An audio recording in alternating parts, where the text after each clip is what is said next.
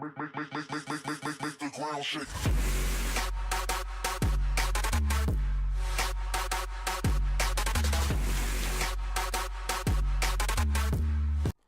Yo, what is going on, guys? Today we're going over the NHL 17 top 50 players list that EA just released the other day. So we're going to go over, we're going to go ahead and show each one of these players, going to show their stats, whatever, going from 50 to number 1.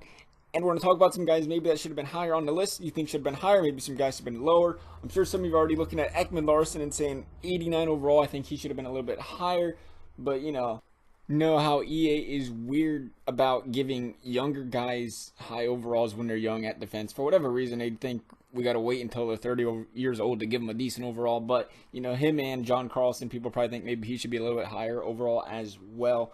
But, one of the first things you do notice when they're showing these overalls is they did go to a star rating system again where, they pretty much have the 6 basic categories and they go by a 5-star rating for each one. And obviously they got the stats right below it where it shows, their agility, acceleration, balance, endurance, speed, whatever, so forth, and then they pretty much sum it up by a star rating for that specific category. Another thing I thought that was pretty cool is how they have the draft pick at the top. Shows first round, 14th overall for Kevin Shattenkirk. Mark Giordano went undrafted. I think that's pretty cool that you can go ahead and see where these players, went in the draft. Second round, 45th overall for Patrice Bergeron, Gaudreau, 4th round overall, and so on and so forth. I thought that was pretty neat how they added that into the game as well. Of course, you got guys like Taylor Hall taken first overall. Then there's guys like Pekka Rinne. Again, I don't know, maybe he should have been a little bit, I guess 91 isn't too, I don't know. I can't go wrong, can't go right. I forget what his overall was last year now anyway. If it went down a little bit, then I understand. If it was the same as last year, then I don't understand.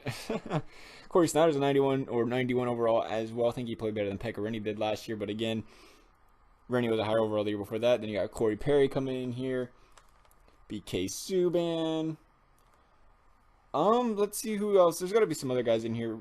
Edward Vlasic. I know there's some people that probably don't like him being up that high, but you got to realize he did play really good defensively last year.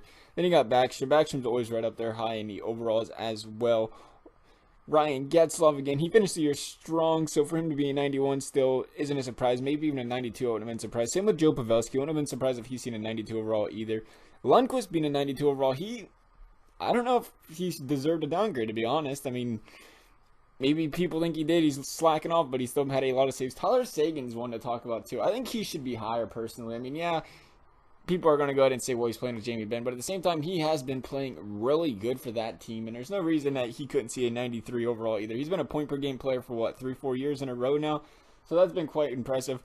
Holtby, you seen them put him at a 92 overall. He won the Vezina, but I guess, you understand from a point that in the past, couple years, he just now started becoming a really fantastic goalie. So, again, the whole EA thing, you just don't grow good overall. When you're in EA, it takes 4 or 5 years to start seeing that overall really bump up and, keep them good overalls for goalies and so forth. That's why you see guys like Pekka Rinne who had a down year still have a great overall because it just slowly goes back down. That's just the way EA does it for whatever reason.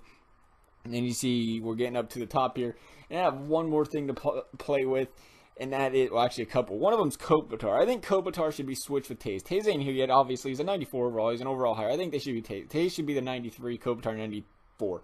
I mean, you got to realize Taves had a down year offensively last year. EA even acknowledged it. Oh, he had a down year last year offensively, but his defensive abilities are the reason he still is having overall. Well, no, that doesn't make sense because if he was a 94 overall before when he was playing good offensively, and now he wasn't playing good offensively, why would he stay at 94? He should have some sort of, his overall should go down a little bit because of that 94, and I think Kopitar played really great offensively and defensively last year, so he deserves to see something like that coming up there in that area. And then we're going to talk about Patrick Kane. One last one, 94 overall. Dare I say it, people might not like it, they might love it, they'll be like, whatever. I think he should be higher overall than Crosby. You got to realize from a fan standpoint, we're playing NHL 17. This game's practically a roster update every single year. So why wouldn't we have, you think the last season's points, production, offense, whatever, would play the biggest role on a guy's overall? And obviously Kane dropped over 100 points last year, and I'd say he was hands down the best player in the league last year. So why doesn't that reflect his overall in the video game? I think it should by a year-to-year basis. But that's an EA thing. What do you guys think? Who else should have been higher overalls? Please let me know. As always, guys, if there's any other things you want to see, let me know. I hope you like this video. As always, we'll see you next time, guys. Thanks for watching.